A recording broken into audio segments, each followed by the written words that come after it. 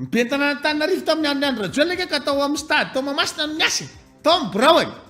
fa ity mibentana Antananarivo ao amin'ny Lapatanana eo Analakely no miasa président atokonana 13 mai tokotany Lapatanana 13 mai eo ambany eo miorooro ny antoko politika volomboasary mpanaradian'ny filoha Andry Rajoelina manoloana ny firotsako fidin'ny filoha teo aloha Marc Ravalomanana ho ben'ny tanàn'ny Antananarivo renivohitra. Fanontaniana mipetraka dia izao fa nahoana no torakovitra izy ireo amin'ny fotoana iresantsika izao. Miorooro satria ny sary politika hitan'izy ireo ankehitriny dia izao ny sary tamin'ny 7 ka hatramin'ny 7 Andry Rajoelina teo amin'ny toeran'ny ben'ny tanàna, Marc Ravalomanana kosa teo amin'ny toeran'ny filoham-pirenena ny Madagasikara. Efa iarahantsika malala ny tantara ny ben'ny tanàn'ny Antananarivo no nanongana ny filoham-pirenentsika. Dia tsy iza zany fa filoha Marc Ravalomanana tamin'izany fotoana izany. Ankehitriny filoha Andry Rajoelina no eo amin'ny toeran'ny filoham-pirenena fa i Marc Ravalomanana kosa no eo amin'ny toeran'ny ben'ny tanàna. Araka izany mazava ho azy fa valifaty politika no ao an-tsain'ireo mpanaradian'ny filoha Andry Rajoelina ankehitriny satria io toeran'ny ben'ny tanàna io no natao fitaovana nanonganana ny Marc Ravalomanana tamin'izany fotoana izany. Manoloana izany rehetra izany na anehoneviny manokana i Soalia Mosa izay mpanaradian'ny filoha Andry Rajoelina no sady misahana andraikitra ao amin'ny fiadidian'ny Repoblikan'i Madagasikara. Mampametra-panontaniana ihany ny toe-java-misy ankehitriny no sady mampanahy hoy Soalia Mosa. Sao dia te hamerina ny sary niseho tamin'ny 7 ny filoha teo aloha Marc Ravalomanana. I Andry Rajoelina teo amin'ny toeran'ny ben'ny tanàna, filoha teo aloha Marc Ravalomanana teo amin'ny toeran'ny filoham-pirenena ary Andry Rajoelina no nanongana azy teo amin'ny toerana mahafiloham-pirenena azy. Somary tantaratra vety ivelany ihany fa miendrika valifaty politika izao firotsako fidin'ny filoha teo aloha Marc Ravalomanana izao ho ben'ny tanàn'ny Antananarivo. Nefa raha jerena amin'ny fotsy miangatra dia tsy mila an'izany intsony ny firenentsika amin'izao feno fahantrana sy fijaliana iainan'ny vahoaka malagasy izao. Hoy Soalia Mosa raha niresaka tamin'ny mpanao gazety izy. Raha mijery fotsiny ange ianao zany hoe zay ve zany no tiana hatongavana hoe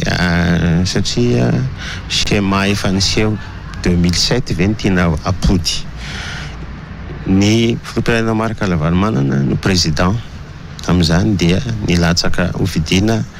ben'ny tanàna ny président Andry Rajoelina. Dia zay ve zany no tiana averina ny avadika fotsiny zany izy hoe satria ianao indray zany zao président Andry Rajoelina ny président dia ndao ary fa za indray zany zao ilatsaka maire. Mialatsiny fa ohatrany lasa simpliste ohatr'izay fotsiny ve zany no dia ohatrany hoe andehanao an'izay valifaty zay ve zany no tena antony fanontaniana ihany no apetraka. Mila an'izany ve ty firenena ty amin'izao amin'izao zava-misy iainantsika zao amin'izao situation iainan'ny firenena iainan'izao tontolo izao mbola mila zavatra ohatr' izany ve anjaran'ny vahoaka no mijery hoe fotoana mbola anaovana schéma ohatr' izany ve zao contexte iainantsika zao. Fanampin'izay nanamarika ihany koa i Soalia Mosa fa efa tapitra no tetezin'ny filoha teo aloha Marc Ravalomanana daholo ny fahefana nisy teto amin'ny firenena fa mampahagaga hoy izy no mbola hitady hiverina eo amin'ny toeran'ny ben'ny tanàna indray izy. Tsy mbola nisy eran-tany izany filoham-pirenena niverina nilatsaka ho ben'ny tanàna izany. Fa izao ataon'ny filoha teo aloha Marc Ravalomanana izao dia mampihena ny voninahitra izay efa nananany. Na dia izany mbola apetraka eo amin'ny maharay aman-dreny eto amin'ny firenena ihany ity filoha teo aloha Marc Ravalomanana ity hoy Soalia Mosa. Na dia io aza zany rehetra izany mampametra-panontaniana ihany hoe mbola ho tombotsoan'ny tanànan'ny Antananarivo ve nirotsan'ny filoha teo aloha Marc Ravalomanana ho ben'ny tanàna sa miendrika valifaty politika izy ity. Ka malalaka ny safidy ka anjaran'ny vahoaka tsirairay no maneho ny safidiny amin'ny alalan'ny latsabato. Ny mampagaga fotsiny ihany hoe inona moa zany ny tena ilainy ny filoha teo aloha Ravalomanana fahefana communal. Fa mba maro ihany fahefana nananany zany filoham-pirenena teo aloha zany. Ny fahefana ara-panjakana satria fa nitondra izy ny fahefana ara-ekonomika satria dia efa PDG na orinasa natanjaka koa izy faefampiangonana satria dia efa nitondra tany amin'ny sehatry ny fiangonana ny filoha Ravalomanana ary ny fahefana communal efa nitondra tao ihany koa izy mivady ny fahefana amin'ny mampanohatra satria anisan'ny nitondra ny mpanohatra hatramin'izay koa ny filoha dikan'izay ny fahefana rehetrarehetra efa nananany zany filoha teo aloha Marc Ravalomanana zany dia izay no mampametram-panontaniana hoe inona no mbola ilaina an'izany iverina anao ben'ny tanàna eto Antananarivo zany tena no ny tombontsoan'ny vahoaka ny Antananarivo ve tena ho an'ny tanàna n'Antananarivo ve anjarany olona no mamaly an'izay satria ohatran'ny mahagaga ihany no mahita ny fanapa-kevitra ny raisin'iny izay averiko fa tsy mbola nisy ho eran-tany ka président anankiray ex président niverina latsaka maire mety niverina latsaka député ny misy filoham-pirenena teo aloha Safy Albert izay nilatsaka député efa hitam-poko hitam-pirenena fa miorooro ny antoko politika volomboasary ankehitriny fa vao maika nampirorory ny solombavambahoaka Fidèle Razarapiera izy ireo tao amin'ny fandaharana miara-manonja tao amin'ny radio télévision AZ ny fahazahoana ny toerany ben'ny tanàna dia efa midika fa navita dingana lehibe amin'ny fanohizana ny tolona ny avy eo amin'ny fanoherana hoy Fidèle Razarapiera satria zao rehefa azo ny toerany ben'ny tanàna dia mazava ho azy fa malalaka ny fanehoan-kevitra eny amin'ny 13 mai ny bureau ben'ny tanàna hoy izy tsy toy ny teo aloha any amin'ny Mahamasina fa ankehitriny ery amin'ny 13 mai eny amin'ny lapan'ny tanàna eny Analakely ny bureau ny ben'ny tanàna zany hoe ny filoha teo aloha Marc Ravalomanana raha tafapetraka io dia miasa eny Analakely eny amin'ny lapan'ny tanàna hoy Fidèle Razarapiera azo tokony anasoamantsara eny amin'ny kianjan'ny 13 mai mazava ho azy satria ben'ny tanàna dia avy eo amin'ny fanoherana ray aman-dreny io vokitra kefy io efa nisedra dingana maro teo amin'ny politika ary mbola manana fahaiza manao manana ny kontakta rehetra ilaina everinay zany fa mety ho an'ny tanàna Antananarivo izy amin'ny resaka fampandrosoana fa mety loatra ho an'ny fanohizana ny tolona fa ny anany teboka tena tiako tsindrina eo amin'izay faharoa zay dia le hoe fanohizana ny tolona ary io le tena mampangory vitsika anareo io le fanohizana ny tolona io ny antony eo ambaravarana ny fanohizana ny tolona mihitsy ny fahalanina zany ben'ny tanàna Antananarivo zany tena eo atokonana ny 13 mai ary fantatrareo zany tamin'ny andro Rajoelina ben'ny tanàna Antananarivo ary sy teo atokonana ny 13 mai navita nanao tolontsika ny ben'ny tanàna Antananarivo tamin'ny andro Rajoelina ka tao amin'ny stade tao Mahamasina no miasa tao amin'ny birao fa ity ny ben'ny tanàna Antananarivo ao amin'ny lapan-tanàna eo Analakely no miasa président atokonana 13 mai tokotany lapan-tanàna 13 mai eo ambany eo zaho anao akoranazy vasan'ny kaleta irisarany eny TGV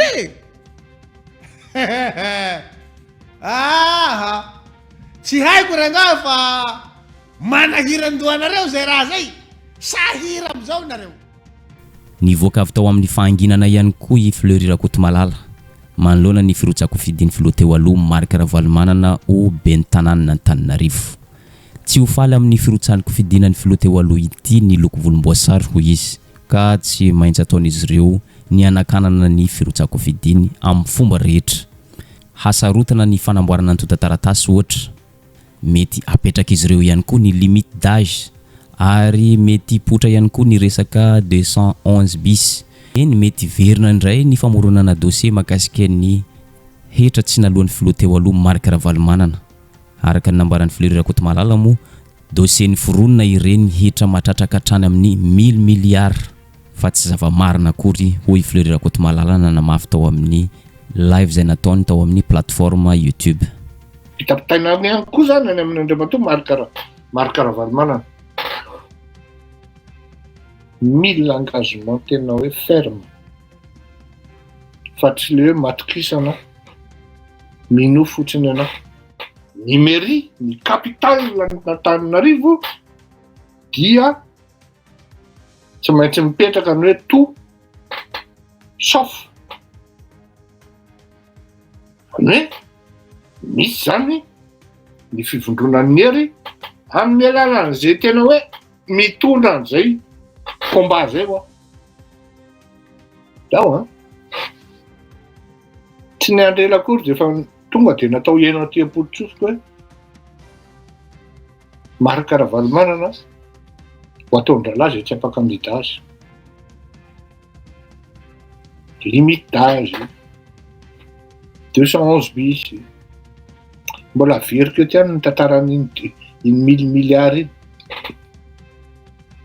tantaran'ny foroniny iny tompokonao impôt foroniny iny mba resaka fisika amin'ny foroniny iny ampedinany Pierrot Rajonarivelo sy Marc Ravalomanana ny baiko dia avy any amin'ny palais ny avoloa tamin'izany andro ary ny zavatra iny ny voatery na tonga amin'ny Marc Ravalomanana tsy maintsy nanao politika naka fitondrana raha ilainareo ny détail momba zany iverenantsika édition spéciale zany ary mbola azo averina amin'ny andriamatoa Marc Ravalomanana ianao ve de tena manaiky fa nisy tokoa io mille io za afaka miteny anareo fa tsy nahatratra 1000 milliards zany ny impôt sy ny taxe tokony vakina ny takina tamin'ny andriamatoa Marc Ravalomanana ahoana moa na tonga n'izany mba misaina ve tsika malagasy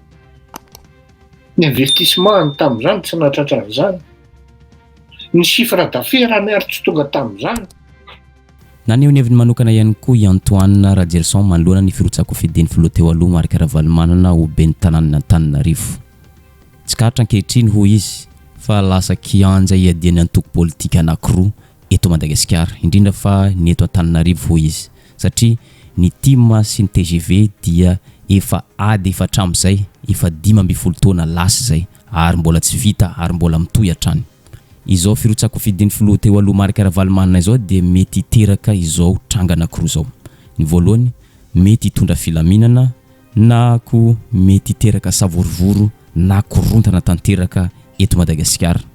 Satria mantsy ho izy atahorana mafy sao dia hanonga-panjakana toy ny nataony Andry Rajoelina fony izy ben'ny tanàna ny ataony filoha teo aloha Marc Ravalomanana amin'izao firotsako fidina ho ben'ny tanàna izao. Vokatry izany rehetra izany dia tsy avelana antoko politika volomboasary andeha ilamina ity firotsako fidina ity fa tsy maintsy ataony fomba rehetra anelingelenina sy aminganana ny firotsako fidiny filoha teo aloha Marc Ravalomanana izany. Ny tena mampalahelo amin'ity toe-javatra ity dia zao lasa diso mifantoka any amin'ity antoko anankiroa ity ny vahoaka malagasy indrindra fa ny vahoaka ny Antananarivo lasa tsy mahafantatra antoko hafa afa-tsy ny antoko TIM sy TGV nefa dia ady politika efa 12 taona ity antoko politika andrarezina anankiroa ity ka lasa ny vahoaka no mijinja ny voka-dratsiny tsy mahita afa-tsy ny antoko politika anankiroa ty ihany ny vahoaka ka lasa takona ireo antoko politika izay vonona ampandroso sy ampandroso ny firenena. Na dia zany ho izy manana safidy malalaka ny tsirairay ka samby afaka mifidy izay olona tiany hapetraka eo amin'ny toerany ben'ny tanàna Antananarivo. Ny fomba fijeren'ny olona matetika dia lasa variana ao amin'izy anankiroa zany hoe lasa tsy miteny ny antoko politika hafa sy ny tanjaka hafa fa lasa variana eo amin'izany hoe ataontsika hoe TGV sy TIM zay foana ataoko hoe adsoina ihany zay ho an'ny mpijery ataoko ihany koa hoe fahasambahana ihany koa zay ho an'ny Madagasikara satria ny mahazo fahefana mamikotra te hazo fahefana ny tsy mahazo fahefana mitady ny hevitra rehetra hakanan'ilay fahefana dia misy manantena fa mbola toyan'ny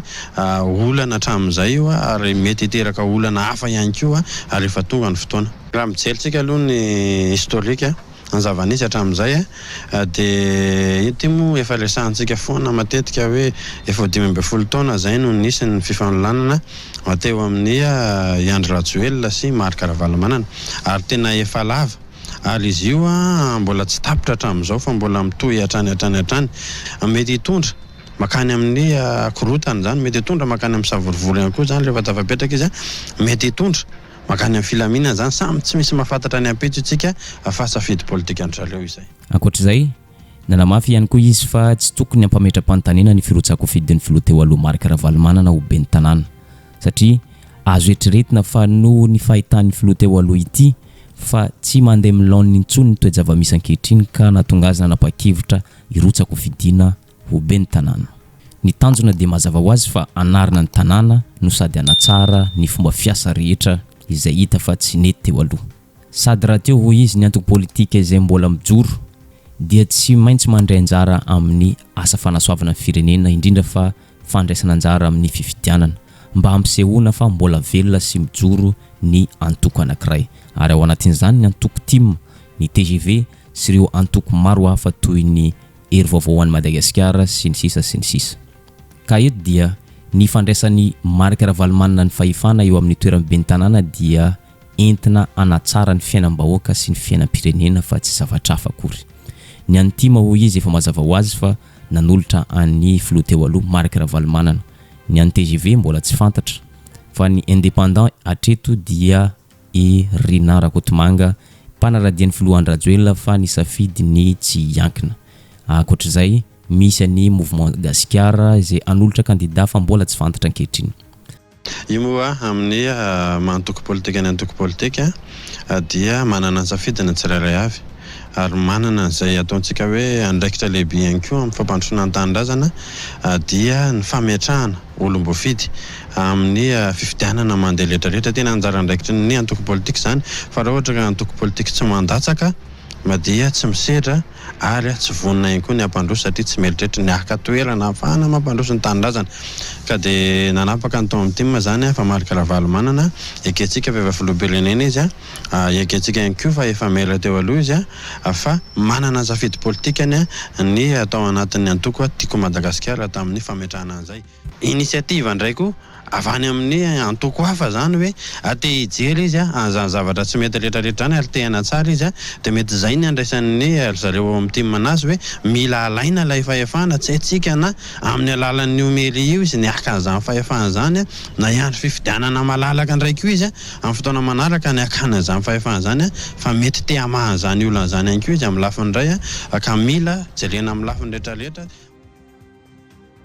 Eto mpamaranana dia zao tsy mahagaga raha miorory ny antoko politika TGV ankehitriny izay mpanaradian'ny filoha Andry Rajoelina satria fantatr'izy ireo ny zavatra nataon'izy ireo raha nahazo fahefana teo amin'ny toerana be ny tanàna i filoha Andry Rajoelina tamin'izany fotoana izany. Nanonga-panjakana izy ireo, nihitatra nakany amin'ny tetezamita ary nampitotongana ny fiainan'ny vahoaka malagasy sy ny fiainam-pirenena ka izao ny hafarany tsy tafarina intsony ny firenena mandraka ity androany. Araka izany mailomelo izy ireo no sady manahy mafy amin'izao firotsako fidin'ny filoha teo aloha Marc Ravalomanana izao. Sao dia anao ohatrany nataon'izy ireo hanonga-panjakana amin'ny alalan'ny basy sy ireo fitaovam-piadiana maro samihafa. Hatreto aloha mbola tsy mivoy an'izany resaka zany ny filoha teo aloha Marc Ravalomanana fa ny azy manokana dia anarina ny fiainan'ny vahoaka ny Tananarivo ary anarina ny tanànan'ny Tananarivo izay feno loto sy feno fako izay navelan'ireo mpitondra ny fandimby teo amin'ny toerana be ny tanàna. Araka izany ho arahantsika miandalana eo ny mety fivoaran'ity toedra raha ity ary izay ihany koa mamarina ny videontsika androany azadino misabone sy manisy izay man'ny videontsika amanaraka indray.